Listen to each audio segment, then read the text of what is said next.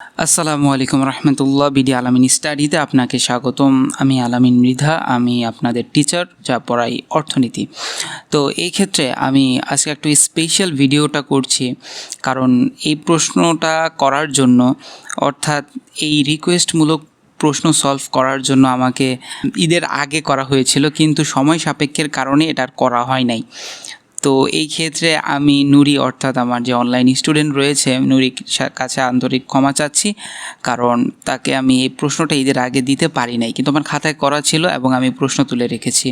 তো আজকে ভিডিওটি একটু স্পেশাল হওয়ার কারণ এটাই যে আমি আমার অন স্ক্রিনে দেখাবো। আমি খাতায় করেছি এবং এটা ছবি তুলে রেখেছি এবং সেটি আপনাদের সামনে উপস্থাপন করব এবং প্রশ্ন সলভ করার চেষ্টা করব।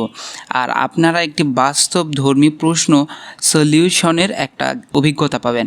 তো এই ক্ষেত্রে অনেকে ভাবতে পারে যে ভাই আপনি কি আমাদের গাইড তুলে দেখাবেন? না ভাই, আমি গাইড তুলে দেখাবো না। আমি স্টুডেন্ট হিসেবে যদি প্রশ্ন করতে চাই, কিভাবে প্রশ্ন লিখব সেটি আমি আমার খাতায় নিজে করেছি এবং আপনাদের সামনে তুলে ধরার চেষ্টা করব এবং এর সলভ করারও চেষ্টা করব এবং এটা বুঝিয়ে দেওয়ার চেষ্টা করব। তো যাই হোক, বেশি কথা না বলে আমার মোবাইলের ডিসপ্লে আপনারা দেখতেই পারতেছেন, তো আমি ডাইরেক্ট প্রশ্নে চলে যাই। তো রিকোয়েস্টমূলক প্রশ্নটা আসলে কী ছিল? তো প্রশ্নটা এমন ছিল, ওকে। তো আমি প্রশ্নটা দেখেন দেওয়া আছে, চাহিদার রিলেটেড প্রশ্নটা, ঢাকা বোর্ড 2021 সালের একটা চিত্র দেওয়া আছে। চিত্রে এই যে দেখেন লাইনটার মধ্যে চিত্র দেওয়া আছে, চিত্রে দেওয়া আছে কি যে লক্ষ্য করুন এবং সংশ্লিষ্ট প্রশ্নের উত্তর দাও। তো এই ক্ষেত্রে দেখেন চিত্রটা একটু যদি দেখি তাহলে বোঝা যাচ্ছে যে চিত্রটা চাহিদা রিলেটেড চিত্র। তো এখানে যারা বিগত ক্লাসগুলো করেছেন তারা জানেন আমি এইগুলা আগে করে ফেলেছে, এখন আমি দ্বিতীয় পত্রে আসি। তো এই ক্ষেত্রে দেখেন চাহিদার রিলেটেড প্রশ্নের মধ্যে নিচে দেখেন চাহিদার পরিমাণ দেওয়া আছে, অর্থাৎ QX, অর্থাৎ কোয়ান্টিটি অফ এক্স রিলেটেড বা ডিমান্ড, আমি যাদের পূর্বের ক্লাস করেছি তারা জানে। তো এখানে QX বলতে বলছে এক্স দ্রব্যের চাহিদার পরিমাণ, আর পি মানের দাম, উপরে দাম দেওয়া আছে। তো প্রশ্নটা দেওয়া আছে। তো প্রশ্নটা করার ক্ষেত্রে এ বিন্দুতে আছে, অর্থাৎ এ বিন্দুতে আপনি কি দাম যদি 10 টাকা হয় চাহিদা হবে আপনার 4 একক। আর অনুরূপভাবে বি বিন্দুতে দেখেন দাম যদি 2 টাকা হয় চাহিদা হবে কত? 6 একক। তো যাই হোক, এখন আমরা প্রশ্নটা অ্যানালাইজ করলাম, করার পর উদ্দীপকের ক নম্বর প্রশ্নটা দেখি। কয় লিখছে কি চাহিদা কি। পরবর্তীতে ক্ষয় বলা হয়েছে দামের সাথে যোগানের সম্পর্ক কীরূপ হওয়া উচিত বা কীরূপ হবে বুঝিয়ে লেখো। পরবর্তী প্রশ্নে কি বলেছে? এক দ্রব্যের চাহিদা সমীকরণ নির্ণয় করো। ঘোড়ার ঘতে প্রশ্নে কি বলেছে? উদ্দীপকের আলোকে স্থিতিস্থাপকতা নির্ণয় করে এক দ্রব্যের প্রকৃতি মন্তব্য করো। উত্তরটা কি হবে? ওকে, সেটা জানার জন্য আমি আমার উত্তরটা দেখাচ্ছি, অর্থাৎ খাতা আমি করেছি এবং এটা আমি আপনাদের সামনে সরাসরি উপস্থাপন করছি, ছবি তুলে রেখেছিলাম। আর উপরে আমি দেখেন সুন্দর করে কি করছি জিনিসটা আপনাদের সামনে একটু বড় করে দেখাই।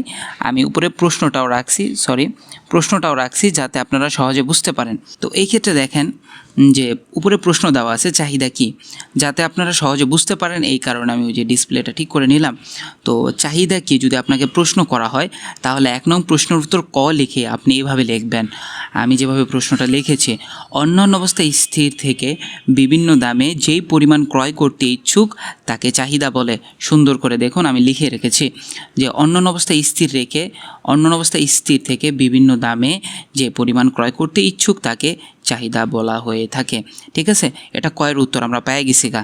যদি আপনি আরও জ্ঞানমূলক প্রশ্ন থাকে যে চাহিদা এবং দামের সম্পর্ক কি, তাহলে চাহিদা ও দামের সম্পর্ক বিপরীতমুখী, তাহলে এই জায়গায় বিপরীতমুখী মেন কথা। কতে জ্ঞানমূলক প্রশ্ন যদি এমন থাকে তাহলে ওইটা নীল কালি দিয়ে বোল্ড আকারে লিখতে পারেন, তাহলে এটা ভালো হবে। পরবর্তী প্রশ্নে বলা হয়েছে কি স্যার? প্রশ্নটা দেখেন আমি উপরে দিয়েছি। প্রশ্নে বলা হয়েছে দামের সাথে যোগানের সম্পর্ক কীরূপ হবে বুঝিয়ে লেখো। তো খ নাম্বার প্রশ্নে এই যে দেখেন খ নাম্বার প্রশ্নে আমি সুন্দর করে তুলে ধরেছি এই জায়গায়। খ নাম্বার প্রশ্নে আমি কীভাবে বলেছি স্যার, এটা আপনি লিখবেন এভাবে যে 1 নং প্রশ্নের উত্তর খ। আমি যেহেতু তাড়াহুড়া করে লিখেছিলাম সেহেতু আমি একটু গুছিয়ে লিখতে পারিনি। ইনশাল্লাহ পরবর্তীতে নীল কালি, লাল কালি এগুলো ইউজ করে আপনাদের দেখানো বা বোঝাতে সহায়তা হবে এমন কিছু করব। ঠিক আছে, তো এখন দেখেন ক্ষয়ের প্রশ্ন আমি কিভাবে লিখেছি, দেখেন প্রশ্ন প্যাটার্নটা কেমন হবে। তো আপনারা সাধারণত চিত্রগুলোর অ্যাভয়েড করার চেষ্টা করেন, কিন্তু আমি যখন পরীক্ষা দিয়েছিলাম না স্যার, তখন ক্ষতেও চিত্র দেওয়ার চেষ্টা করছি, যদিও এর জন্য এক্সট্রা কোনো নাম্বার দিবে না, কিন্তু স্যারা এতে স্যাটিসফ্যাকশন পাবে। অর্থনীতি দাঁড়ায় আছে চিত্রের উপর এবং ব্যাখ্যার উপর। যদি আপনি এই জিনিসটা না করেন না তাহলে এটা স্যাটিসফ্যাকশন পাওয়া যায় না। কথা বুঝতে পারছে? তো যাই হোক স্যার, খতে প্রশ্নে ছিল কি স্যার? খতে প্রশ্নে ছিল দামের সাথে যোগানের সম্পর্ক কি বুঝিয়ে লেখো। তো এই জায়গায় আমি লেখেন দেখছি দামের সাথে যোগানের সম্পর্ক সমমুখী সম্পর্ক। অর্থাৎ স্যার আবার বলি স্যার, দামের সাথে যোগানের যে সম্পর্ক সমমুখী সম্পর্ক। স্যার আমি যেহেতু দুপুরবেলা করছি তো এখানে পারিপার্শ্বিক আওয়াজ থাকতে পারে, একটু মার্জনা চোখে দেখবেন। যাই হোক, আমি আসল কথায় চলে যাই। দামের সাথে যোগানের সম্পর্ক কি স্যার? সমমুখী সম্পর্ক বিদ্যমান। তারপর নিচে লিখছি কি কারণ। অর্থাৎ স্যার আপনি যখন জ্ঞানমূলকের একটার উত্তর দিবেন তখন এটা একটা প্যারা আকারে করবেন। পরবর্তী দেখেন দ্বিতীয় প্যারাটা লেখার জন্য আমি দ্বিতীয় লাইনে চলে এসেছি, যদিও আমার এই পাশে লেখার একটা জায়গা ছিল কিন্তু আমি লিখি নাই। এটা হলো প্রশ্ন লেখার প্যাটার্ন। অর্থাৎ ক্ষয়ের জন্য আপনি দুইটা প্যারা করবেন। একটা প্যারা আপনি জ্ঞানমূলকের উত্তর দিবেন, 2 নম্বর প্যারাতে কি আপনি এটার বিশ্লেষণ দিবেন। দেখেন আমি কারণ বিশ্লেষণ দিচ্ছি, কারণ বিভিন্ন দামে বিক্রেতার বিক্রয়ের ইচ্ছাকে যোগান বলা হয়। অর্থাৎ বিভিন্ন দামে বিক্রেতা যতটুকু বিক্রি করতে চায় তাকে যোগান বলে। আমরা জানি দাম বাড়লে যোগান বাড়ে ও দাম কমলে যোগান কমে, তাই দাম এবং যোগানের মধ্যে সমমুখী সম্পর্ক বিদ্যমান। তো আমি মূল কথার উত্তরটা বোঝাতে পেরেছি যে ওদের মধ্যে কী সম্পর্ক? সমমুখী সম্পর্ক। একটা ছোট্ট চিত্র দেওয়া বোঝাইতেছি। দেখেন দাম যখন 1 টাকা থেকে 2 টাকা হবে তখন যোগান 2 একক থেকে 4 একক হবে। অর্থাৎ দেখেন দাম 1 টাকা বৃদ্ধি পেলে যোগানও কি 2 একক বৃদ্ধি পেয়েছে। অর্থাৎ দামের সাথে যোগানের কী সম্পর্ক? সমমুখী সম্পর্ক। তারপর গরুর ঘ প্রশ্নে দেখেন কি বলছে, এক্স দ্রব্যের চাহিদার সমীকরণ নির্ণয় করো। তো সর্বপ্রথম আপনাকে কি জায়গাটা ভরাট করতে হবে। আর প্রশ্ন করার ক্ষেত্রে কর খতে সামনের পেজটা ভরাট করার চেষ্টা করবেন এবং গরুর ঘর জন্য 1 পেজ কিংবা 1.5 পেজ রাখার চেষ্টা করবেন, ঘোড়ার ঘর জন্য 1.5 পেজ রাখার চেষ্টা করবেন। যদিও প্রশ্ন কমন পড়ে, খুশির ঠেলায় লিখতে যায় সময় নষ্ট করবেন না, কারণ প্রশ্ন থেকে সবচেয়ে ইম্পর্টেন্ট হচ্ছে যে সকল প্রশ্ন কভারেজ করা। তো এই ক্ষেত্রে কি একটা কি বলে একটা রিদম মেনটেন করবেন। আপনি যদি একটা রিদম মেনটেন না করেন, কখনো কোনো প্রশ্ন যদি 2 পেজ 3 পেজ দিলেন, আবার কোনো প্রশ্ন পরবর্তীতে দেখা যাচ্ছে যে সময়ের কারণে আপনি 1 পেজ দিতেছেন, তখন এটা স্যারের স্যাটিসফ্যাকশন হয় না। তো এটা সর্বপ্রথম সময় থেকে আপনি কি মেনটেন্স করতে হবে। যদি মেনটেন্স না করেন না, পরবর্তীতে সমস্যা হয়ে যায়। তো গরুর ঘতে কি বলছে, এক্স দ্রব্যের চাহিদা সমীকরণ নির্ণয় করো। তো গরুর ঘতে আমি প্রশ্নটা এদিকে করছি ইজি বিজি করে, যদিও আমার খাতা বাঁচানো ইম্পর্টেন্ট। এটা তো পরীক্ষার খাতা না যে যত মন চায় তত লিখলাম, পরীক্ষার একটা দিলাম। তাই যাই হোক, খ প্রশ্নে লিখছি এক্স দ্রব্যের চাহিদা সমীকরণ তৈরি করা হলো। তো তবুও আমি গুছিয়ে লেখার চেষ্টা করেছি, স্কিপ করার চেষ্টা করি নাই। প্রথম আমি চিত্রটা করছি। দেখেন চিত্রটা করে চিত্র থেকে কি করছি, আমাদের সবচেয়ে বড় ভুল যেটা হয়, পোলাপাইন যে ভুলটা করে, যে চিত্র থাকে কিন্তু চিত্র না দেখে ডাইরেক্ট সূত্রে অ্যাপ্লাই করা শুরু করে, কিন্তু ব্যাপারটা ভুল। মোস্ট অফ দ্য কেসেস পোলাপাইন যারা এক্সপার্ট নিজেকে দাবি করে তারাও এই ভুলটা করে ফেলে। এই ভুলটা কখনোই করবেন না, এর জন্য কিন্তু আপনি দায়ী থাকবেন।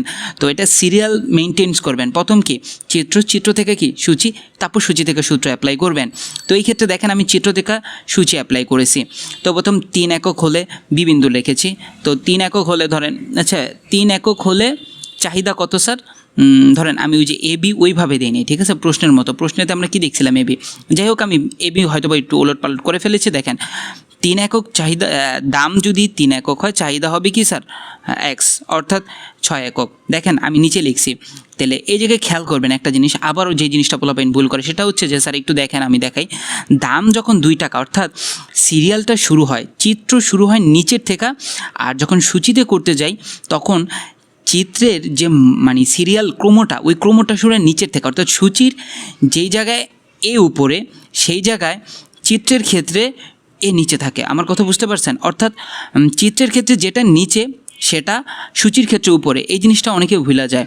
তো এই জায়গায় দেখেন আমি কি করছি, দেখেন আমি জিনিসটা তুলে ধরার চেষ্টা করছি। দাম যখন 2 টাকা, দেখেন নিচে লিখছি না উপরে লিখছি, উপরে লিখছি কি দাম যখন 2 টাকা চাহিদা তখন কি 6 একক। অর্থাৎ চিত্রের যেখানে নিচে সেটা কি সূচির উপরে। এই জিনিসটা সবাই কিন্তু গ্যাঞ্জাম করে ফেলে, সিরিয়াল ক্রমটা ধরে রাখতে পারে না। তারপর চিত্রে দেখেন যখন দাম 3 টাকা চাহিদা তখন কি 4 একক। অর্থাৎ এই জিনিসটা মাথায় রাখবেন। আবারও বলতেছি, চিত্রের যখন নিচে তখন সূচির কি উপরে। যাই হোক স্যার, এটা লগে আমি জাস্ট কি করলাম, চিত্র থেকে সূচিটা তৈরি করলাম। পরবর্তীতে আমি আসি, দেখেন নিচে আমি জিনিসটা তুলে ধরছি। তো উদ্দীপকের সূচি হতে চাহিদা সমীকরণ আমরা যেটা জানি, চাহিদা সমীকরণ গঠনের সূত্র হচ্ছে, যদি আমার বুঝে দেখেন প্রশ্নে কি বলছে, চাহিদার সমীকরণ গঠন করতে বলছে। গরুর ঘতে দেখেন প্রশ্নে লেখা আছে এক্স দ্রব্যের চাহিদা সমীকরণ নির্ণয় করো। তো চাহিদা সমীকরণ গঠনের সূত্র আমরা কি জানি, QD minus Q one Q one minus Q two, QD minus Q one Q one minus Q two, আর P minus P one P one minus P two, তাই না? আর ওই যে উপরে সূচি 2 মানে 6, 3 মানে 4। তো এই ক্ষেত্রে স্যার আপনি সূত্রের যে প্রত্যেকটার মান যেটা সেটা সাইডে লিখছি। দেখেন Q1 মানে কি স্যার? Q1 মানে উপরে দেখেন Q1 মানে হচ্ছে হলো 6 আর Q2 মানে কি স্যার? Q2 মানে 4 আর P1 মানে কি? P1 মানে হচ্ছে 2 আর P2 মানে হচ্ছে কি 3। আমার কথা বুঝতে পারছেন? অর্থাৎ কি প্রত্যেকটার মান আগে লিখলাম, তারপর মানগুলো বসাইছি। এখন কিউডি কি আমাদের সমীকরণে লাগে, অর্থাৎ কিউডি আর পিটা থাকে। তো এই ক্ষেত্রে কিউডি আর পিটারে আমি কি রাখছি স্যার? একা রাখছি। আর এটা আমি সামনে আবার সমীকরণ করতে গেলে ওই জিনিসটা কি বের হবে, কিউডির মান আর পিটা আমরা মান বসায় সূচিটা ট্রাই করবো, অর্থাৎ চেক করব। তো কিউডির জায়গায় কিউডি রাখলাম -6 Q1 অনুযায়ী, সবগুলোর অনুযায়ী মান বসাইলাম। Q1 6 লিখলাম আর Q1 মাইনাস উপরে, দাঁড়ান একটু মেসেজটাকে আমি মিনিমাইজ করে দিই। হ্যাঁ, যাই হোক স্যার, তো কিউডি -6 আর 6 - 4 অর্থাৎ কি স্যার?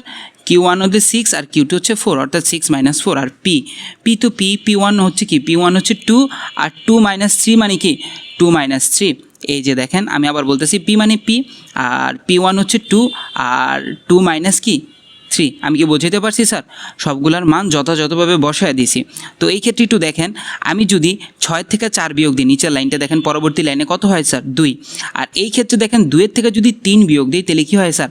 -1, কারণ 2 প্লাস -3 কি বড়, তো এই ক্ষেত্রে -1 হয়েছে।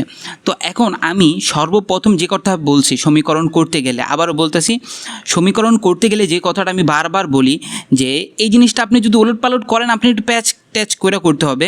যারা বড় বা যারা একটু এক্সপিরিয়েন্সওয়ালা বা যারা বোঝে তারা এই জিনিসটা জটলাটা খুলে ফেলতে পারে। কিন্তু আমি একটা এক্সপিরিয়েন্স থেকে দেখছি যে অধিকাংশ পোলাপিন জেনারেল ম্যাথে দুর্বল থাকে, তো ওই ক্ষেত্রে এই জায়গায় সে গ্যাঞ্জাম করে ফেলে। তো এই সলিউশনটা দেওয়ার জন্য আমি একটা ছোটো একটা সাইড নোট লেখা দিয়েছিলাম আপনাদের, যারা এটা প্রায়ই ফলো করেন না।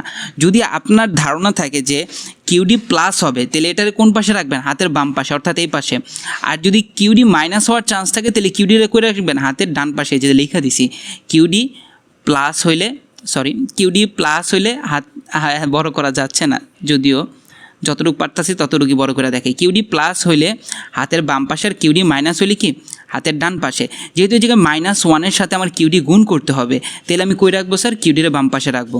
দেখেন আমি কিউডিরে বাম পাশে রাখলাম -1-এর সাথে গুণ আকারে, আর এই জায়গায় 2 রে কি ডান পাশে রাখলাম। তো 2 এর লগে যদি পি গুণ দিই, এই জায়গায় সুন্দর করে দেখা দিছি 2p, আর মাইনাসের জায়গায় মাইনাস 2 দুগুণে 4 গুণ করার পর, আর এই জায়গায় যদি -1 কিউডি গুণ দিই তাহলে -1 কিউডি গুণ দিলে মাইনাস কিউডি, আর মাইনাসে প্লাস হয়ে যায়, অর্থাৎ +6 এই জায়গায় দেখেন। তো এই জায়গায় যদি আমরা জিনিসটা দেখি যে কিউডির আমি যদি এই পাশে নিয়ে আসি, কিউডির তখন মাইনাস থাকে, তাহলে এই পাশে চলে আসি কি প্লাস, অর্থাৎ এই কারণে আমি কিউডি মাইনাসটা সবসময় বাম পাশে রাখতে বলি, কারণ এটা চলে আসলে এই পাশে প্লাস হয়ে যাবে। তো কিউডি এই পাশে চলে আসলে কি হয়েছে? প্লাস হয়ে গেছে। আর এই জায়গায় যে মানগুলো আছে বাম পাশে সেগুলো যথাযথভাবে এই জায়গায় নিয়ে আসছে। আমার কথা কি বুঝতে পারতেছেন? আশেপাশের যে নয়েজগুলো আছে এগুলো একটু স্কিপ করার চেষ্টা করেন, কারণ বুঝতেই পারতেছেন দুপুরবেলা। তো যেই হোক স্যার, রাত্রে আবার আরও ব্যস্ত থাকি, এগুলো করতে টাইম পাই না, এর জন্য আন্তরিকভাবে দুঃখিত। তো এই জায়গায় দেখেন স্যার, তো 2p - 4 যেগুলো আছে এগুলো এই পাশে নিয়ে আসলাম, অর্থাৎ কি আমার এই পাশে আসার পর কি হয়েছে স্যার? উপরে ছিল, এটা ছিল 2p + 2p, আর এই জায়গায় ছিল -4, তাহলে এই পাশে এসে বললে এটা উল্টো হয়ে যাবে, তাহলে এটা হয়ে যাবে -2p, আর -4-এর জায়গায় কি +4 হয়ে যাবে। কথা বুঝতে পারছেন? কিউডির জায়গায় কিউডি, তাহলে এই জায়গায় দেখেন 6-এর সাথে যদি 4 যোগ দিই তাহলে হয় 10, আর মাইনাস কী হয় স্যার? 2p। আমার উত্তর পেয়ে গেছি, অর্থাৎ আমি একটা সমীকরণ দরকার ছিল, সমীকরণটা কি আমি পেয়ে গেছি গা। এখন স্যার একটু খেয়াল করেন স্যার, আমি যদি আমার এই সমীকরণটা অ্যাপ্লাই করতে চাই কি সূচির মধ্যে, দেখি আমার সূচিটা হয় কি না।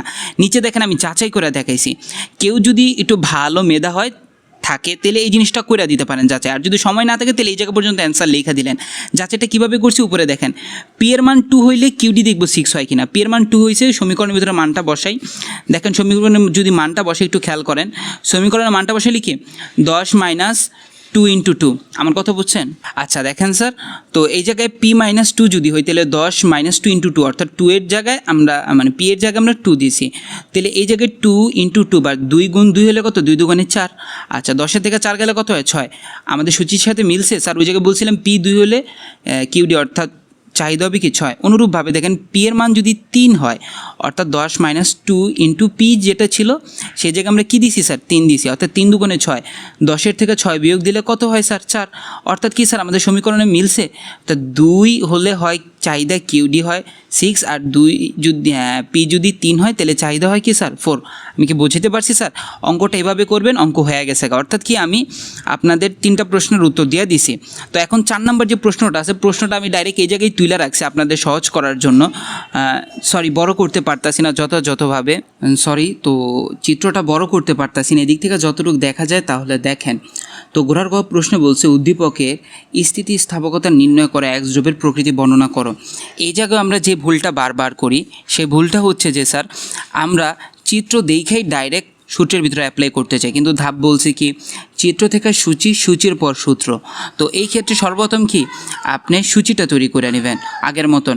সূচি থেকে আমি কি করব স্যার? সূত্র অ্যাপ্লাই করব।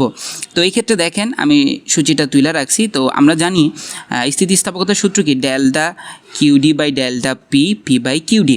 তো এই ক্ষেত্রে আমি ডেল্টা কিউডি মানে কি স্যার? ওই জায়গায় দেখেন লিখছি আমি Q2 মাইনাস Q1। আমি ওই জায়গায় দেখেন সূচির ভিতরে জিনিসগুলো স্পষ্টভাবে তুলে নিছি। যদি আপনিও তুলে নেন না তাহলে পরীক্ষা আপনার জন্য উপকারী হবে আর আপনার ভুল করার চান্স কম থাকবে। দেখেন তো Q1 কত 6 আর Q2 কত 4 আর P1 কত 2 আর P2 কত 3। তো এই জায়গায় দেখেন আমি Q2 মাইনাস Q1 মানে কি 4 বিয়োগ 6 অর্থাৎ -2। আর এই জায়গায় ডেল্টা পি মানে কি P2 মাইনাস P1 অর্থাৎ 3 - 2। তাহলে 3-এর থেকে 2 গেলে কত হয় স্যার? 1। আর পি শুধু পি মানে কি? শুধু পি মানে P1। P1 কত? P1 হচ্ছে 2। আর শুধু কিউ মানে কি Q1। Q1 কত স্যার? 6। এখন আমি প্রত্যেকটা মান আমি যদি স্থিতিস্থাপকতায় বসায় দিই তাহলে কী হবে? -2/1 আর 2/6। এখন কি করবেন স্যার? 2 - 2 আর 2 গুণ করেন, কারণ উপর গুণ করেন। অনেকে কাটাকাটি পারেন না, তাই আমি সহজে বলে দিছি যে আপনি উপর আর উপরেরটা গুণ করেন। তাহলে 2 এর লগে গুণ করলে কী হবে? -4। আর 6 এর লগে যদি 1 গুণ করি তাহলে 6 একে 6।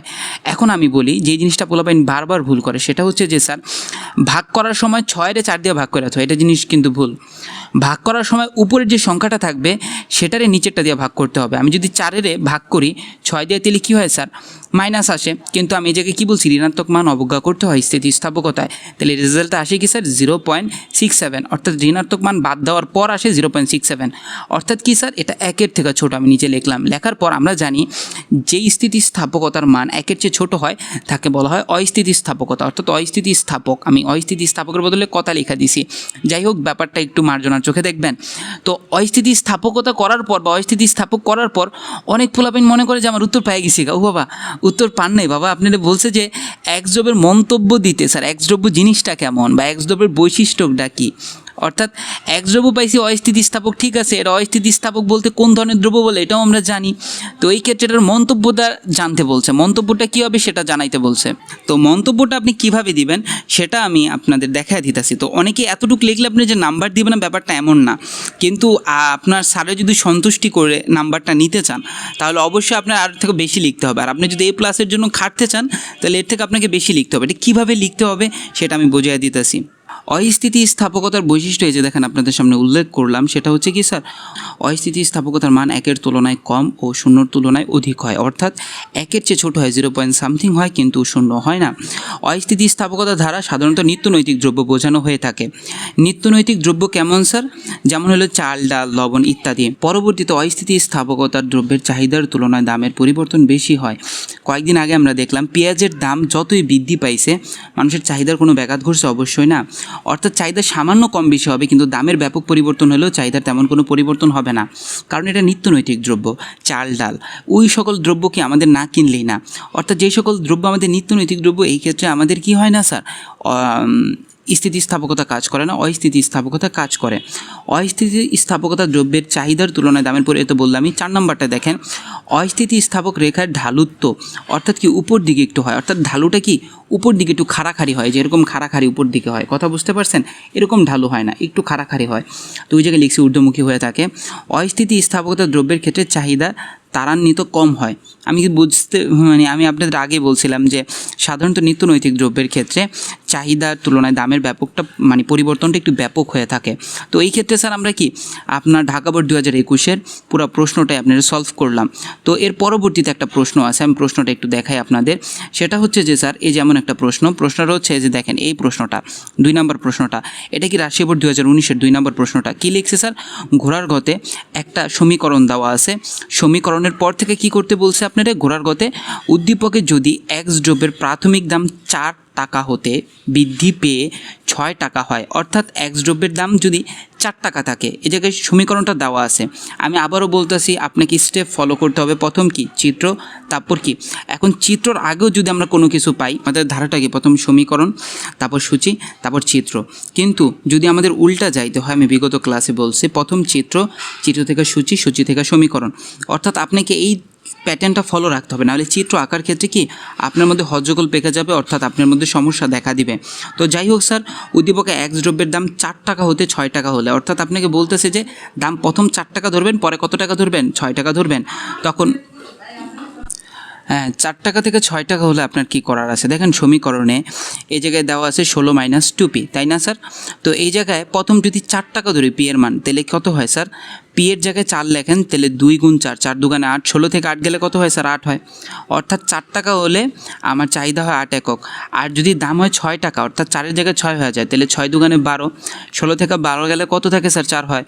অর্থাৎ 4 টাকা হলে চাহিদা হবে 8 টাকা, 8 একক, আর 6 টাকা হলে চাহিদা হবে কত স্যার, 4 একক। আমি কথা বুঝতে পারছি স্যার। এখন এটাকে আমরা কি করব স্যার, এখন এটাকে আমরা প্রশ্নে কনভার্ট করব বা প্রশ্নে করে দেখাবো। প্রশ্নের সমীকরণ থেকে আমি প্রথম সূচিটা বানালাম।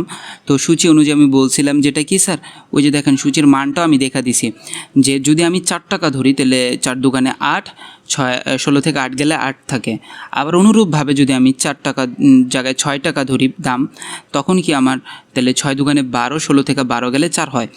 আচ্ছা, আমি তো মান পাইলাম, মান পাওয়ার পর সূত্র বসালাম। আমরা জানি স্থিতিস্থাপকতার সূত্র কি, delta P by delta Q. তো এই জায়গায় পি দিলাম উপরে আর নিচে কিউ দিলাম। যাই হোক স্যার, এটা ফ্যাক্ট না। তো পরবর্তীতে প্রত্যেকটার মান বসালাম পূর্বের মতন। সেটা কি, ডেল্টা পি মানে কি, P2 - P1। P2 কত স্যার, 6 - 4, তাহলে 6 থেকে 4 গেলে কত হয় স্যার, 2। উপরে আমি প্রত্যেকটা লেখা রাখছি স্পষ্টভাবে। কিউ ডেল্টা কিউডি মানে কি, Q2 - Q1। তো অর্থাৎ 4 মাইনাস কত, 8, তাহলে রেজাল্ট আসে কি -4। প্রত্যেকটা মান বসায় দিলাম, দেওয়ার পর আবার 4-এর সাথে 2 গুণ করলাম। অনুরূপভাবে 2 আর 4 গুণ করলে 8 হয়, 4 আর 8 গুণ করলে 32 হয়, 4 8 32। 8-কে যদি 32 দিয়ে ভাগ করেন তাহলে -0.32 আসে, যেটা ঋণাত্মক মান। আর আমরা জানি ঋণাত্মক মানকে বাদ দিতে হয়। তো ঋণাত্মক মানকে বাদ দেওয়ার পর রেজাল্ট আসে কি স্যার, 0.32। তো রেজাল্টটা কি স্যার, 1-এর চেয়ে ছোটো যাওয়া স্থিতিস্থাপকতা। এখন ওই প্রশ্নের ন্যায় আপনাকে কি করতে হবে স্যার, ওই জায়গায় প্রশ্নে বলছে কি, আর এভাবেই স্যার আপনারা কি মন্তব্যটা দিবেন, অর্থাৎ স্থিতিস্থাপকতা নির্ণয় করা। পরবর্তীতে আপনি দেখবেন এটা কি স্থিতিস্থাপক না অস্থিতিস্থাপক। 1-এর ছোটো হলে অস্থিতিস্থাপক, 1-এর বেশি হলে স্থিতিস্থাপক। তো মন্তব্যটা কি ওই যে আগের মতন দিবেন, যেভাবে আমি করাইছিলাম মন্তব্য, আপনি ওই মন্তব্যটার মতনই এই জায়গায় আবার অ্যাপ্লাই করতে পারেন চাইলে, যে এই বিষয়টা। তো যাই হোক স্যার, আর ভিডিওটা বড় করলাম না, 25 মিনিট হয়ে গেছে ভিডিওটা। আশা করি আপনাদের ভালো লাগবে। তো এরকম প্রশ্ন যদি আপনাদের রিকোয়েস্ট থাকে, আরেকটা রিকোয়েস্ট জমা আছে, ইনশাল্লাহ সময় করে আরেকটা রিকোয়েস্টের প্রশ্নের উত্তর দেওয়ার চেষ্টা করব। আর আজ এই পর্যন্ত, আশা করি ভালো থাকবেন, সুস্থ থাকবেন, আর আমার পেজের সাথে থাকবেন। যদি অর্থনৈতিক রিলেটেড যে কোনো প্রবলেম থাকে অবশ্যই শেয়ার করবেন। তো আসসালামু আলাইকুম রহমতুল্লাহ।